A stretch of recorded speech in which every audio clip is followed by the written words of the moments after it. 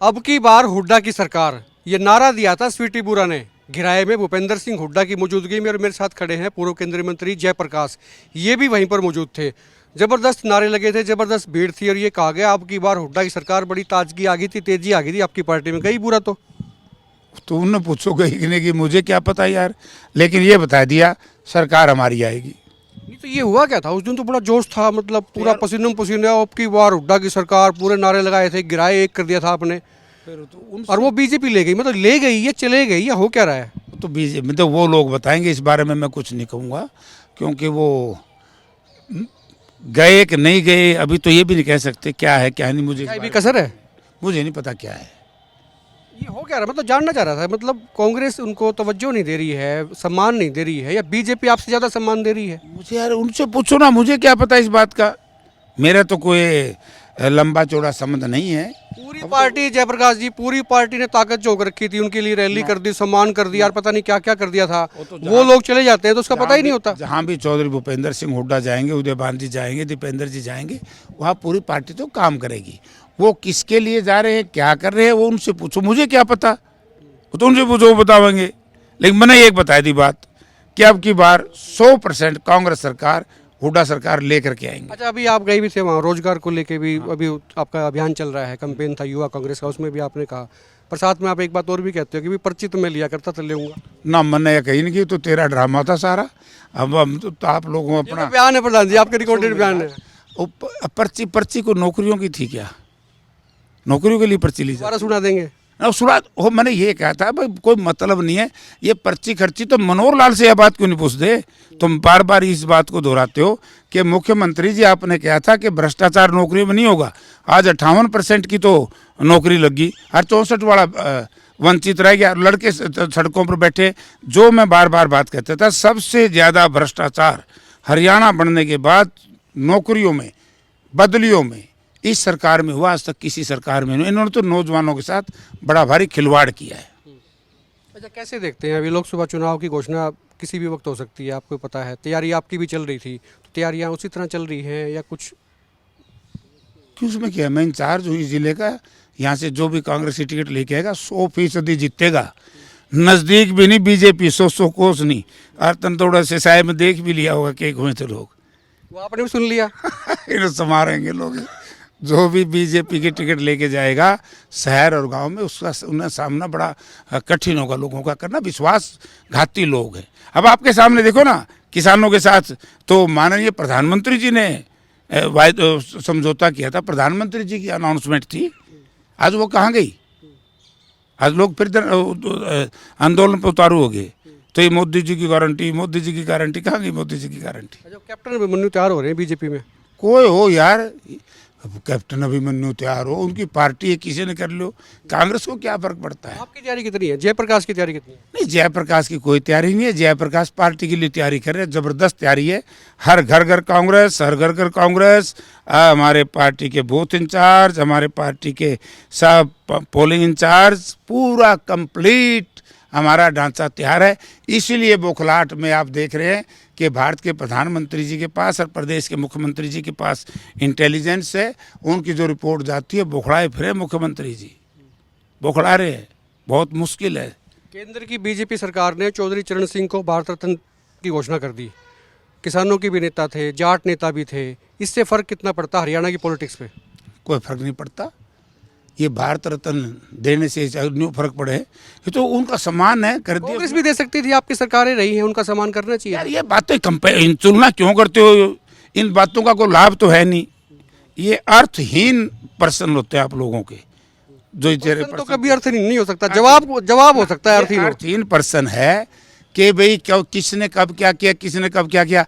आप ये बात क्यों नहीं करते कि नरेंद्र मोदी जी जब विदेशों से जहाज़ खरीद करके ले आए फ्रांस से, उस वक्त ये कहा था कि आगे से हम जहाज़ बनाने का मेक इन इंडिया, यहाँ पर कारखाना लगाएंगे। को लगाया है क्या भाजपा ने? को जहाज़ बनाने का कारखाना लगाया क्या? जो start India, made in India, make in India कहाँ है? कोई जो बढ़िया बीजेपी वाले आज सुबह कह रहे थे, कहता हूँ कतर से ले आए सारे जिनको फांसी सजा हो रखी थी, सब ले आए हिंदुस्तान में। ये तो बिरयानी केक के लिए आए। इनसे तो झूठा आदमी भारत के इतिहास में नहीं कोई।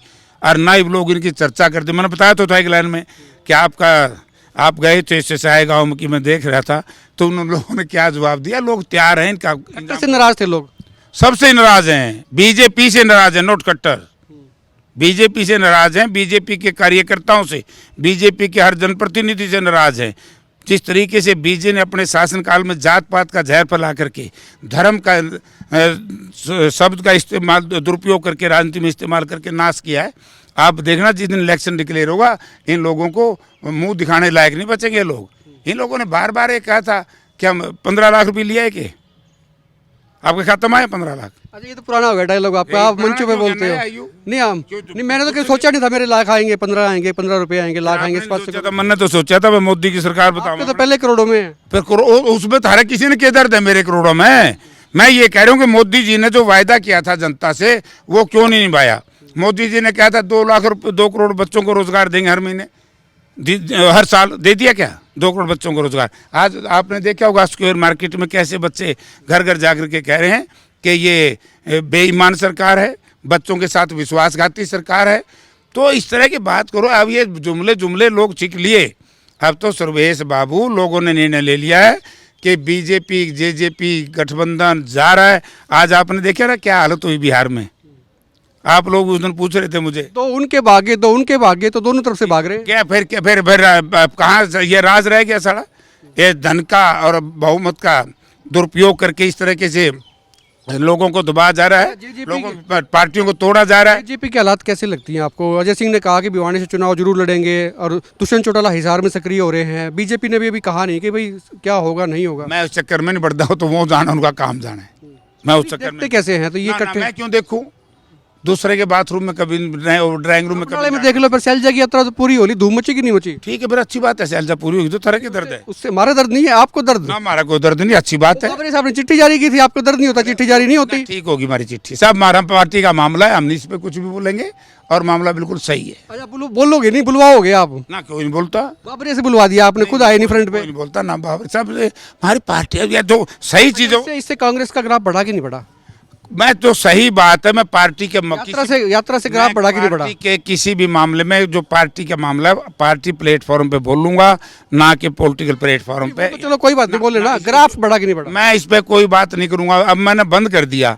आप लोग बात का बतंगड़ बनाने में माहिर हो, और बीजेपी के खिलाफ हम बोलते हैं उसको तुम काट देते हो, तो इसलिए मैंने निर्णय लिया। ये अनकट चलता है, बिल्कुल अनकट चलेगा, पहले भी चला था, अभी भी चलेगा। जयप्रकाश जी नहीं बोल रहे आज, शैलजा के ना खिलाफ बोल रहे ना पक्ष में बोल रहे हैं। मैं क्यों खिलाफ बोलूं? मैं पक्ष में, हमारी पार्टी की नेता है भाई, खिलाफ क्यों बोलूंगा? मैं नहीं कह रहा कांग्रेस मजबूत हुई है यात्रा से। इस बात से कि पार्टी का मामला में मैंने बोलना ही नहीं।